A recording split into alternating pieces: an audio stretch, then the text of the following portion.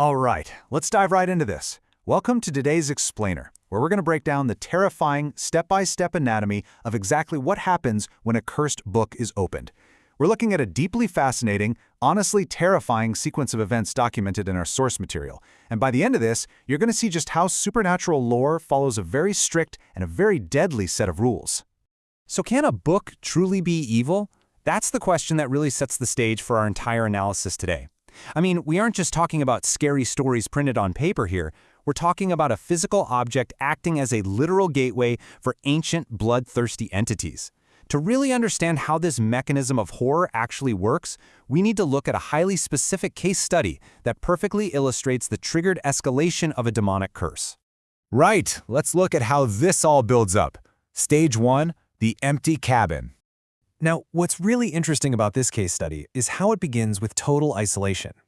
Picture a small wooden cabin in New Zealand, utterly secluded, surrounded by dense pine forests and a really deep lake. This is where a 25-year-old woman named Mia arrives because her grandfather, Richard, has just completely vanished without a trace. The setup here is incredibly mundane, you know? Mia isn't some paranormal investigator, she's just a grieving granddaughter doing household chores. The police have already searched the lake and the woods, found absolutely nothing, and declared Richard legally dead. So Mia's arriving from Los Angeles with one plan: clean the house, check the documents, sell the property, and go home. But it's during this standard, boring domestic task, specifically cleaning out the very last shelf in the garage among old fishing gear, that she spots a thick bundle, wrapped in black cloth, just wedged against the wall. And that brings us to the artifact itself. When Mia pulls back that cloth, she doesn't just find some old journal. As detailed in the source, it's a thick, ancient text. And the cover, it's this grotesque patchwork made of different pieces of leather and, chillingly, what actually appears to be flesh. Right in the center is this highly specific, deeply disturbing symbol, a perfect circle made of tangled tree roots framing a terrifying face. Inside, the pages are covered in dark red words surrounded by sketches of inverted trees, monsters with massive teeth, and these strange eye-like symbols that literally feel like they're staring right back at you. From a purely analytical standpoint, every visceral, sensory detail of this object is screaming at the human brain to just walk away. But of course, curiosity takes over. And that morbid curiosity pulls us directly into stage 2, the awakening. This is the exact mechanism of how a curse is triggered, and it is an immediate, incredibly volatile reaction. As Mia looks at those dark red words, she actually finds herself reading them out loud involuntarily. She is unwittingly turning the key in a very old, very dark lock. The pacing of this supernatural threat is just relentlessly fast. Second 1. Mia's lips form the very last dark red word of the incantation. Second 5.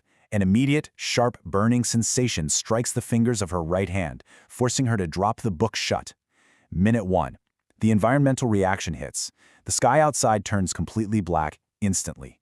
High winds whip through the property, violently bending the pine trees and churning that calm lake into massive waves. By minute 5, the farmhouse is entirely swarmed by a massive flock of black crows. The curse doesn't just wake up, it aggressively announces its presence to the physical world.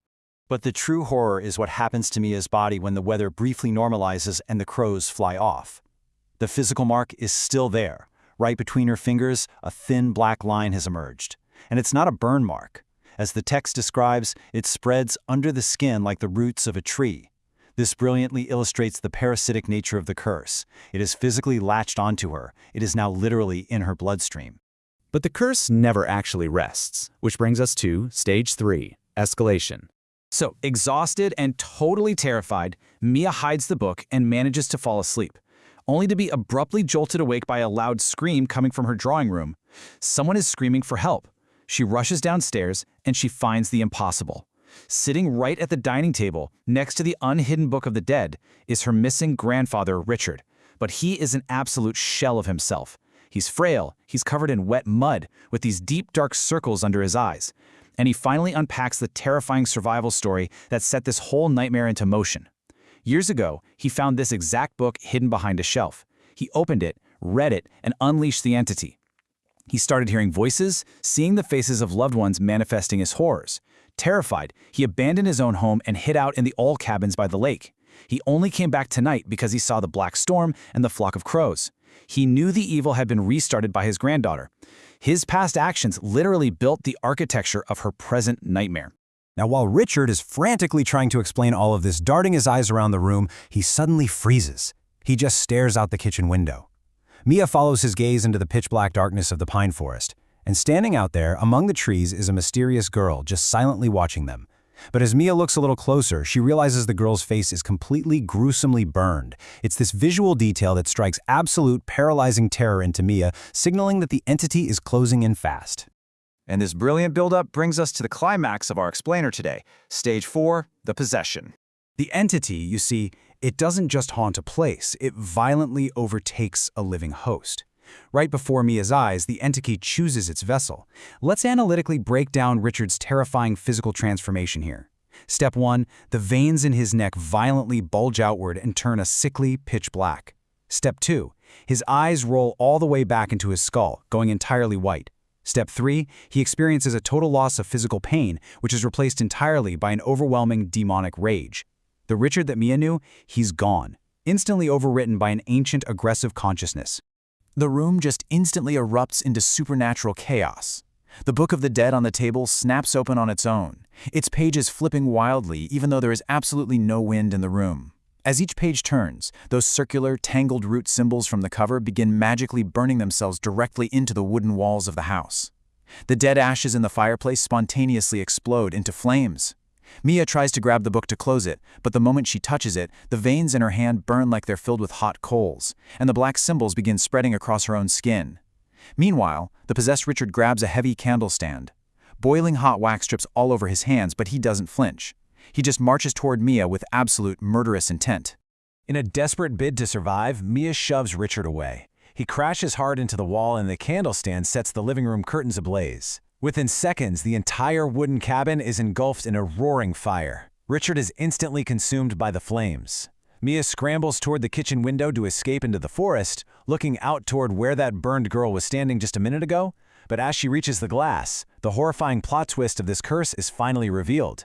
The burnt girl in the window was no one else. It was Mia herself. It was a premonition, a horrifying self-fulfilling prophecy. And as that realization sets in, the flames overtake her completely. The fire brigade arrives, but they're entirely too late. When the police finally sift through the wreckage, the cabin is nothing but ash. They find the heavily burnt bodies of both Mia and Richard. But sitting right there on the charred remains of the dining table, perfectly intact, completely untouched by the raging inferno, is the Book of the Dead. The human hosts perished, but the evil entity survived without a single scratch. Which brings us to our final section, the real nightmare. So, the crucial point here is that everything we just covered, the cabin, the book, the horrifying possession, and Mia's tragic end, is terrifying on its own. But the source material drops a massive narrative revelation right at the end. Mia's story? It isn't just an isolated tragedy. It actually serves as the thematic prologue for an even larger impending threat. Sony Pictures is releasing a new film called Evil Dead Burn, and it perfectly mirrors this exact same demonic anatomy. Think about it. In New Zealand, Mia arrived at an isolated cabin. In the new film, a woman named Alice arrives at her family's farmhouse after the death of her fiancé. Mia found the flesh-bound book in the garage. Alice discovers a creepy Book of the Dead of her own. Both read the words, both awaken the ancient demonic entity. But while Mia's house became a fiery tomb, Alice's house is set to become a living hell. The mechanics of the curse remain exactly the same. The source material points out that this next chapter of the entity's bloodthirsty rampage, Evil Dead Burn, is hitting theaters on July 10. It takes the very framework of the supernatural terror we just analyzed, the instant environmental reaction, the parasitic physical marks, the total demonic possession, and it unleashes it on an entirely new victim in a brand new setting. Which leaves us with one final, deeply unsettling thought to wrap up our explainer today. We've seen how perfectly designed this curse really is. We've seen how it manipulates time, space, and human bodies, ensuring its own survival while literally burning its victims to ash. Knowing the brutal anatomy of this ancient evil, will Alice manage to survive the demonic entity in her family farmhouse, or is she destined to burn exactly like Mia? Thanks so much for joining me on this deep dive, and stay curious.